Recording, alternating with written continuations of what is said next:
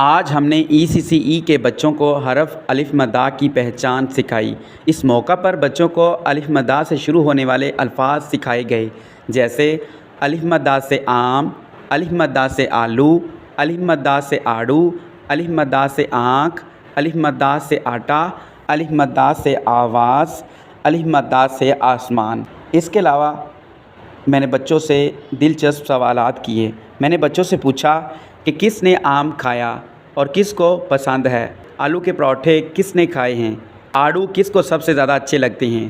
کیا آپ آسمان پر بادل دیکھ سکتے ہیں؟ آواز سننے کے لیے ہمیں کیا چاہیے؟ اس کے علاوہ بچوں کو ورک شیٹ پر حرف الف مدہ ٹریس کروایا گیا۔ آم، آلو اور آڑو کی تصویروں میں رنگ بھرنے کو کہا گیا۔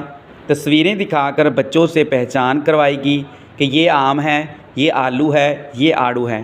اس کے علاوہ میں نے بچوں کو الف مدہ آمنہ اور آم کا باغ اس کی کہانی سنائی۔ میں نے بچوں کو بتایا کہ ایک دن چھوٹی آمنہ باغ میں گئی۔ اس نے آم کا درخت دیکھا اور کہا یہ تو آم ہے، یہ بھی الف مدہ سے شروع ہوتے ہیں۔ ایک بچہ آلو کھا رہا تھا، بولا دیکھو آلو بھی الف مدہ سے شروع ہوتے ہیں۔ پھر آڑو کے درخت سے ایک آڑو نیچے گرا۔ آمنہ ہنسی اور کہنے لگی یہ تو میرا پسندیدہ پھل ہے۔ پھر آمنہ نے آسمان کی طرف دیکھا اور بولی واہ، آسمان کتنا اونچا ہے اور یہ بھی الف مدہ سے شروع ہوتا ہے۔ آخر میں سب دوست مل کر کہنے لگے ہم سب الف مدہ کے خاندان کے ہیں، آم، آلو، آڑو، آنکھ اور آسمان۔